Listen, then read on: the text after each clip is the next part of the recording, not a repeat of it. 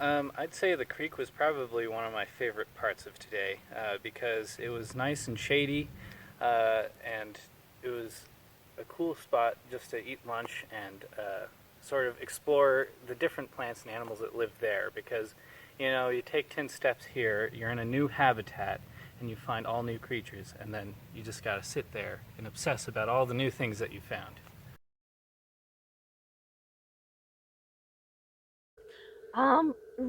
Really enjoy every bird you see. It's really easy to dismiss a bird because it's a pigeon or it's a sparrow that's visiting your feeder every day.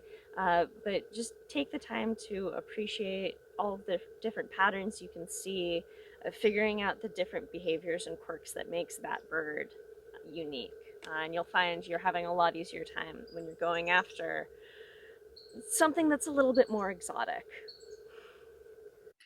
And one of the things that was really fun for Deb, who was in charge of the tour, was the fact that we actually encountered a coyote. So we were actually looking for the headwaters of the Coyote Creek, and so it was fun that we encountered a coyote. Now, this isn't the coyote that we encountered, but we thought we'd throw in a picture of that I took of this coyote just so you can get an idea. So it was really fun. It was the coyote that we saw was actually looked like it had some prey. It was very intently looking at the ground, and we were trying to figure out what it was doing, but it was kind of in the distance, so we couldn't quite figure it out.